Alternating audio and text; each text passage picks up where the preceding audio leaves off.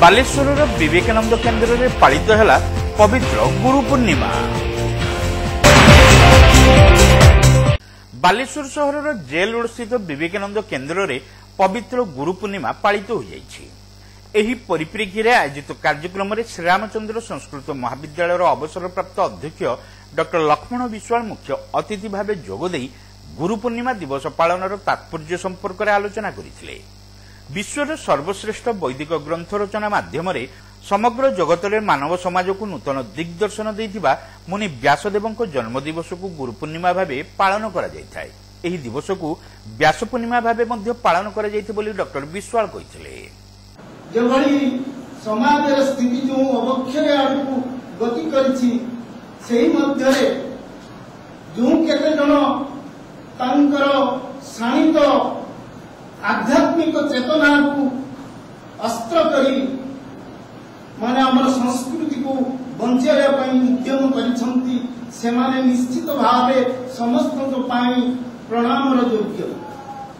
गुरु पूर्णिमा बा व्यास पूर्णिमा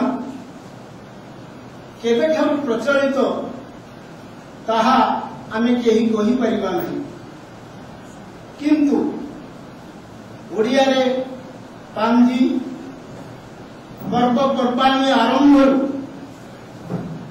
जो केतगोटी मुख्य पर्व आम संस्कृति को उज्जीवित करी रखिछंती, पुरातन मान्यता को बहन करी आसिछंती, सेही पर्व गुड़िक मध्यरु आज पालित होइतिबा गुरु पूर्णिमा बा व्यास पूर्णिमा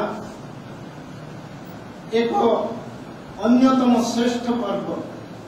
विवेकानंद केन्द्र प्रांत संचालक प्रेमानंद पिरियति सभापतित्व करने सहित कार्यक्रम आभिमुख्य संपर्क सूचना देते। प्रातकाल केन्द्र सदस्य मान द्वारा योग और प्राणायाम अभ्यास कर योग संपर्कित विभिन्न प्रतियोगिता अनुष्ठित होता। यह सहित दिवसव्यापी बौद्धिक कार्यक्रम अनुष्ठित होता श्री पिरी कहते।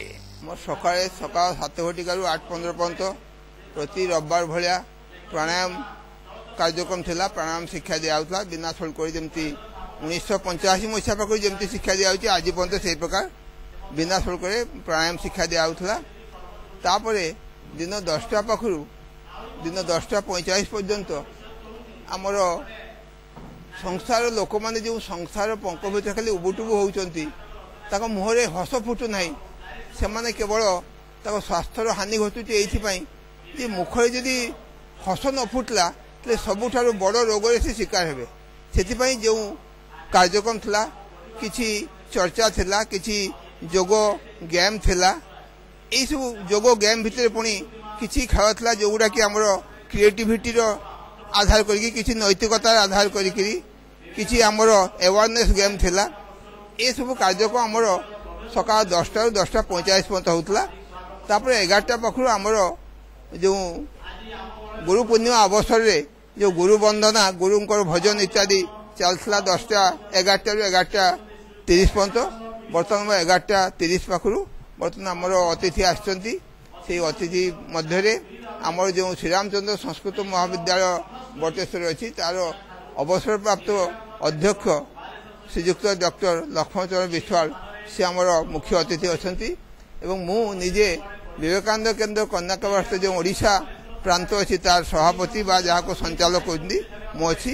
बर्तमान आम दुई जन आज जो वक्तव्य आम दीज आज अच्छु मंचरे आम दीज गुरु पूर्णिमा और व्यास जयंती अवसर में कौन लोक मान को आम संदेश दबा किमती भारत वर्ष जोटा व्यासदेव कहते धर्म प्रतिष्ठा करते जीवन काल भितर जीवन तमाम से निजक उत्सर्गित कर जीवन को भारत वर्ष धर्म प्रतिष्ठा करते कुरुक्षेत्र को पुणी धर्म क्षेत्र प्रतिष्ठा करते से विषय आम बर्तमान आमर जो अतिथि एवं वक्ता आलोचना करेंगे। जोटा स्वामी विवेकानंद कहते मानव सेवा माधव सेवा जोटा व्यासदेव गुरुश्रेष्ठ वेदव्यास जी की अष्टादश पुराण भागवत एवं महाभारत गीता ये सब लेखिला परे भी जिते से सरस्वती नदी कूले तपस्या रहिले मन चंचल हो गला। से बुझी पारे ना जे मु एते काम कला परे भी कहीं मोर मन चंचल होपर निर्देश है जे हे व्यासदेव तुम्हें जिते जहाँ कले तुम जेहेतु भगवान को लीला तुम रचना करना से तुम मन अस्थिर तुम से कमटा तुम अपूर्णांग रही से कम को पूर्णांग कला जाकि तुम मन स्थिर हम से आरंभ कले भगवान को लीला जहाँ आम भागवत बोली कहूँ एवं से यही सब अष्टादश पुराण भागवत महाभारत गीता माध्यम से कहले कलिजुग लोक मैंने ये समय दे पारे ये सब ग्रंथ धर्म ग्रंथ पढ़ाई समय दे पारे तेज ये सब धर्म ग्रंथर सार कथा हूँ परोपकाराय स्वर्गाय पापाय परपीड़न आम यदि पर उपकार करवा से आम जहाँ मोक्ष मुक्ति कैवल्य स्वर्ग बोली कहूँ से स्वर्ग पर उपकार करवा आ पर को कष्ट दबा पर अमंगल करवा अकल्याण करवा से हूँ सबुठ बड़ पाप यही मेसेज आम जोटा सेदिन भगवान व्यास गुरुश्रेष्ठ व्यासदेव देते आज आम ए मंच से मेसेज देवाई आम स्थिर कर केन्द्रर संयोजक डॉक्टर निरंजन दास कार्यक्रम परिचालना करिथिबा बेले राधाकृष्ण आचार्य अरुण बेहेरा अशोक साहू प्रमुख समस्त कार्य परिचालना रे सक्रिय सहयोग करथिले।